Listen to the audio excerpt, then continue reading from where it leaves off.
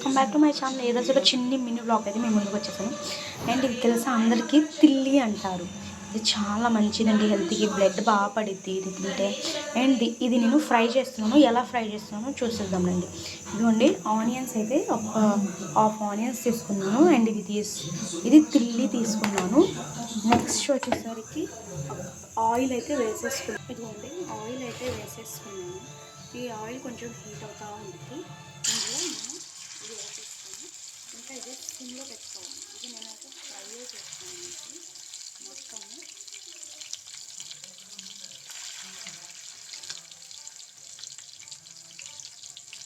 ఇలా వేసేసి ఇప్పుడు ఇందులో కొంచెం సాల్ట్, కొంచెం పసుపు. ఇది ఉంది ఇందులో కొంచెం సాల్ట్ అయితే నేను యాడ్ చేసేస్తాను. అండ్ ఇందులో కొంచెం పసుపు కూడా యాడ్ చేసేస్తాను. కొంచెం పసుపు, కొంచెం సాల్ట్ యాడ్ చేసేసిన తర్వాత ఇది ఇలా కలిపేయండి. మంచిగా కలిపేయండి. కొంచెం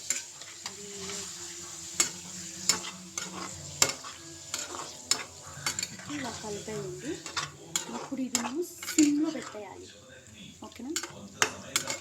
ఆనియన్స్ ఇప్పుడే కాదు, తర్వాత వేయాలి, చూపిస్తాను. ఇది మంచిగా సిమ్లో పెట్టేయాలి. ఓకేనా?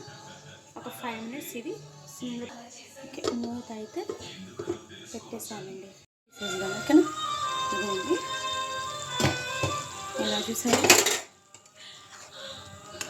ఆల్మోస్ట్ అయిపోయినట్టు.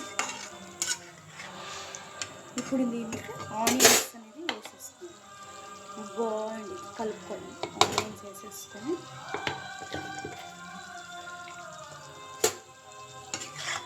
కలుపుతుంది.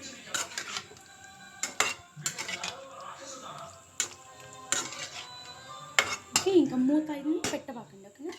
వాటర్ ఉన్నాయి కదా, ఇది మంచిగా అబ్జర్వ్ అయిపోవాలి. ఓకేనా? తర్వాత నెక్స్ట్ ఏంటో ప్రాసెస్ అయిపోయింది. హాఫ్ టేబుల్ స్పూన్, ఒక్క స్పూన్ అల్లం వెల్లుల్లి పేస్ట్ ఇందులో వేసేసాను. ఇలాగే నీట్గా కలిపేయండి.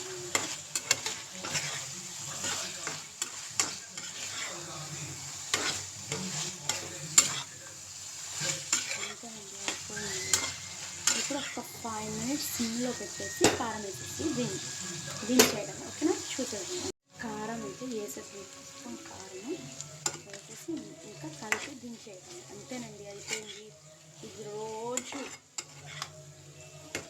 వారంలో 3 times 4 times తింటే మాత్రం బ్లడ్ లేని వాళ్ళకి బ్లడ్ పడిద్ది అనమాట. ఇంప్రూవ్ అయ్యిద్ది. హెల్త్కి చాలా చాలా బెనిఫిట్స్ ఉన్నాయండి దీనికి. And compulsory